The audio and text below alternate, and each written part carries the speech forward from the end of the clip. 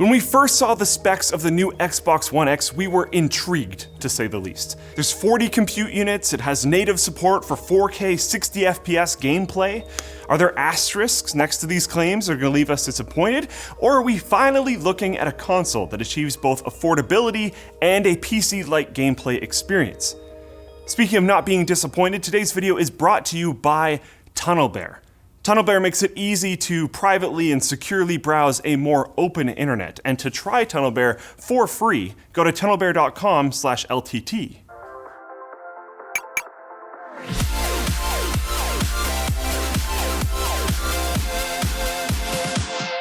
So even though it's being touted as the most powerful console ever, Microsoft's latest keeps the familiar Xbox One branding rather than adopting a new name that would immediately indicate an all-new experience.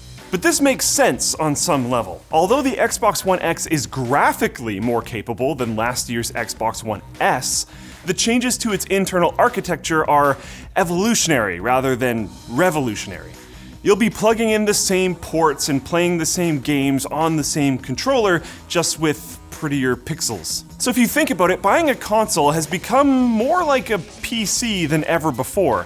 There are now 2 models of the PlayStation 4 and 3 of the Xbox One, whose primary differences are form factor, power efficiency, and graphics card configuration.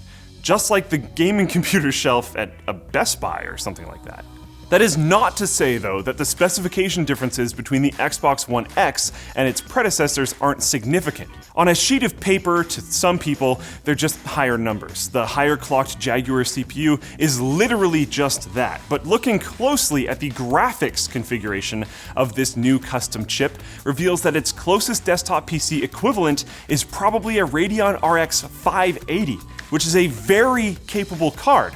So in practical terms, they make possible the big selling point for the console, its support for 4K gaming at 60 FPS natively. Understandably, Microsoft hasn't been shy about this hardware investment, marketing the Xbox One X as a premium experience.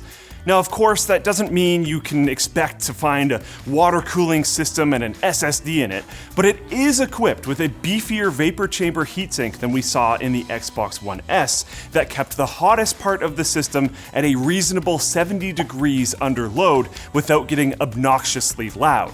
And there's a 1 terabyte hard drive that is advertised as up to 50% faster, a benefit not just to game load times, but also when the system needs to stream in higher resolution textures as you wander around open environments. Feature-wise, the One X is state-of-the-art. It comes with out-of-the-box support for both HDR10 high dynamic range, redundant, I know, you can learn more about it up here, but basically it amounts to deeper blacks, brighter whites, and more vibrant colors on supported displays.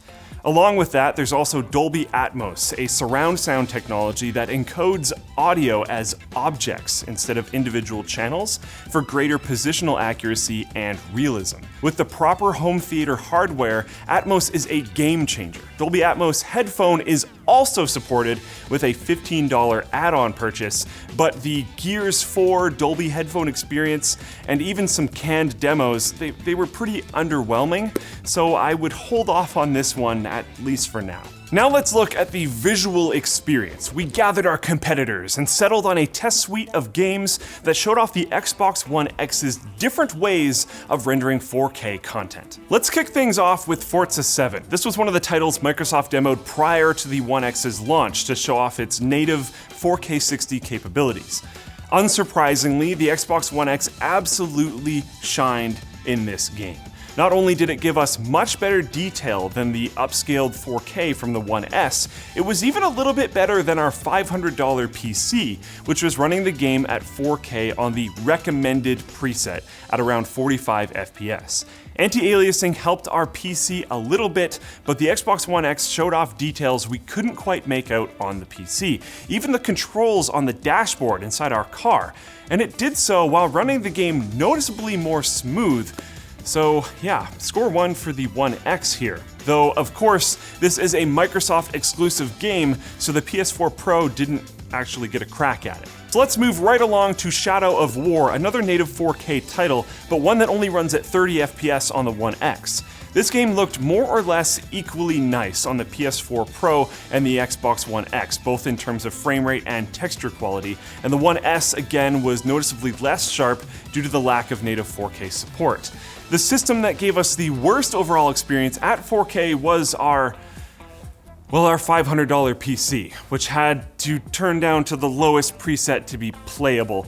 But obviously we are aware that that could be due to video memory limitation, and should be noted that at 1080p and ultra details, it kept pace much better. Now let's look at Assassin's Creed Origins, which uses checkerboard rendering at 4K on both of our flagship consoles. This ended up being a very similar story to Shadow of War, with the PS4 Pro and Xbox One X looking nearly identical.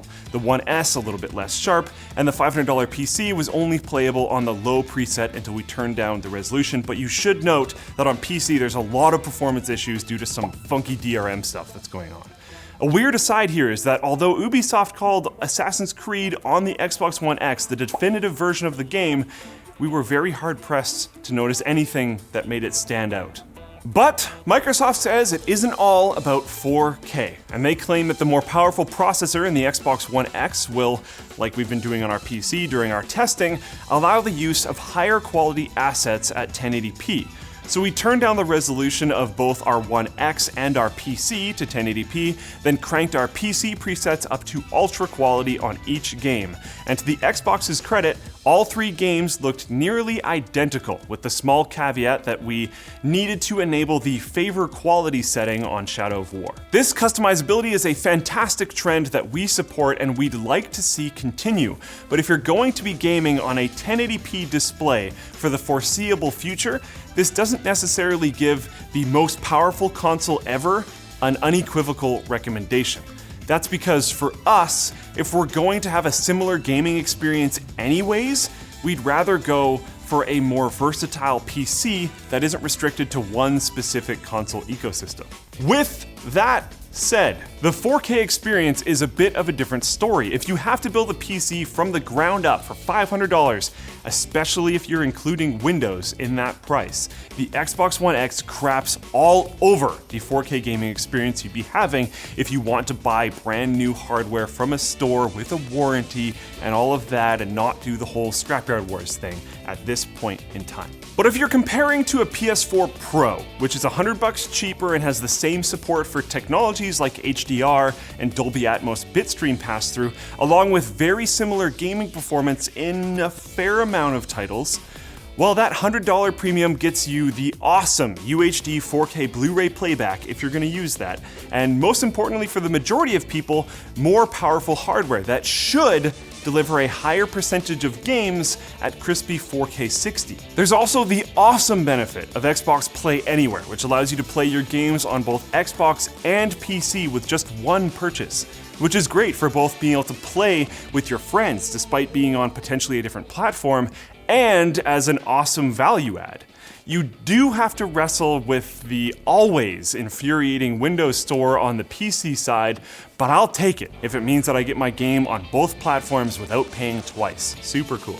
Another thing to consider is that if you've already got a PC with a 4K display and $500 burning a hole in your pocket, it might be worth upgrading. That will likely net you the best 4K gaming experience for your money. But the Xbox One X absolutely has a place in the market if you have or will soon obtain a 4K TV, HDR for an added bonus, and if you want a console to take full advantage of it. The Xbox One X absolutely will deliver the best frame rates and the highest resolution for consoles. And before you scream about it, no, it's not a replacement for GTX 1080, it's not a replacement for Vega 64, these things can run 4K at eye-popping frame rates, that's wonderful, but it might be enough to stem the tide of X-Bone and Peasant Station jokes, at least for a while, maybe in some corners of the internet. Who am I kidding? It's not going to do anything. I'm sure there's already a massive war in the comments of this video before we even got to this section, so whatever, at least the console guys got something cool, I'm happy for them. It's gonna be good. And I can be happy for you too, because you can get Squarespace. What a segue. They have 24/7 live chat and email support. You can use their adaptive modules so that it looks great on phones, watches, proper monitors, 4K TVs, non-4K TVs, 1080p TVs. It'll look great there too. Responsive design is wonderful. And your website will just have a commerce module if you want to sell things.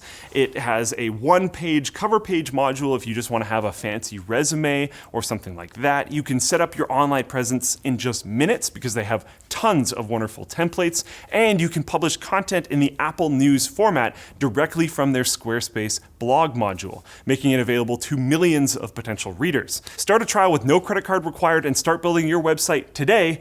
When you decide to sign up for Squarespace, head over to squarespace.com/LTT and use the LTT code to get 10% off your first purchase. Thanks for watching, guys. If this video sucked, you know what to do, but if it was awesome, get subscribed, hit the like button, check out link in the description to where to buy stuff that we featured in this video. Also linked in the description is our merch store, which has tons of awesome shirts. My favorite one is the Linus meme shirt, where there's like 4 of his face. It's wonderful. I love that shirt. And there's the community forum, which you should totally join. And also check out Floatplane. We have tons of stuff for you to check out in the description. It's amazing. Also, thanks again for tuning in. This has been the first time I've hosted an actual standard LTT video in a long time.